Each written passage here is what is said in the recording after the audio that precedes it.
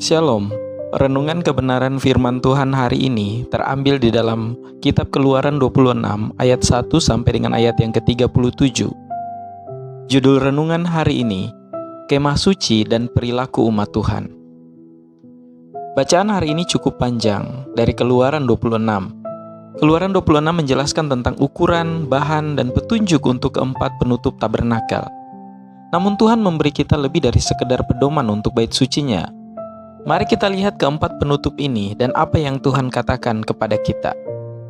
Lapisan pertama, 10 tirai dari lenan halus yang dipilin dan benang biru, ungu, dan kirmisi dengan kerup yang dikerjakan oleh seorang pengrajin yang ahli.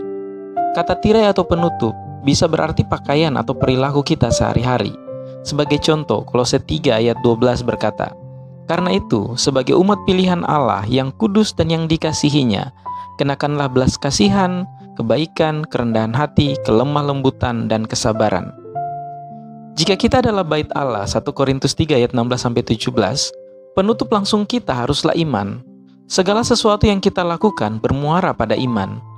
Penting untuk menunjukkan bahwa penutup pertama memiliki warna yang sama dengan gerbang, pintu, dan kerudung. Iman adalah kunci yang membuka kita kepada Allah. Lapisan kedua, 11 tirai yang terbuat dari bulu kambing. Dalam kitab suci, rambut melambangkan kesucian. Biasanya dalam bilangan 6 ayat 1-21, kita diberi instruksi untuk sumpah nazir yang dimulai dan diakhiri dengan mencukur rambut. Ini adalah sumpah kekudusan dan pengabdian kepada Tuhan. Tuhan berulang kali mengatakan kepada kita untuk jadilah kudus karena aku kudus. Imamat 11 ayat 45.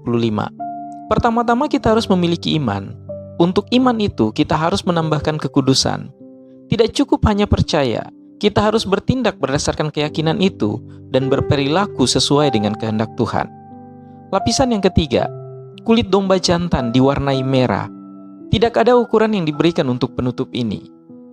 Kulit merah ini melambangkan darah Kristus. Ini adalah darah pengorbanan. Mengapa tidak ada ukuran yang diberikan? Tidak ada batasan untuk darah korban Yesus. Ibrani 10 ayat 12 sampai dengan 14. Kita dapat memiliki iman yang dapat memindahkan gunung dan hidup sedekat mungkin dengan kesempurnaan jika kemampuan kita yang terbatas memungkinkan. Tetapi jika kita tidak memiliki darah Kristus, kita tetap dihukum. Pengorbanan Yesus melindungi kita dari apa yang akan datang. Lapisan keempat, kulit. Sekali lagi tidak ada ukuran yang diberikan untuk penutup ini. Beberapa ahli percaya ini bisa saja binatang yang sekarang sudah punah. Tetapi yang terpenting adalah kulit binatang itu tahan air atau angin. Penutup ini kusam dan tidak menarik, tetapi efektif bagi perlindungan. Itu melindungi apa saja yang di dalam dari angin dan hujan dari luar.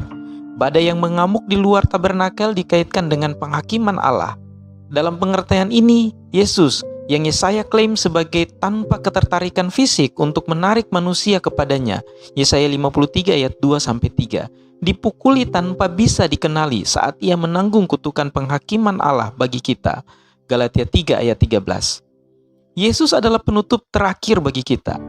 Dia tidak hanya berkorban untuk keselamatan kita, tetapi dia memastikan bahwa kita akan dilindungi dari penghakiman terakhir Tuhan. Sesuatu yang luar biasa, Tuhan tidak membiarkan apapun terjadi secara kebetulan.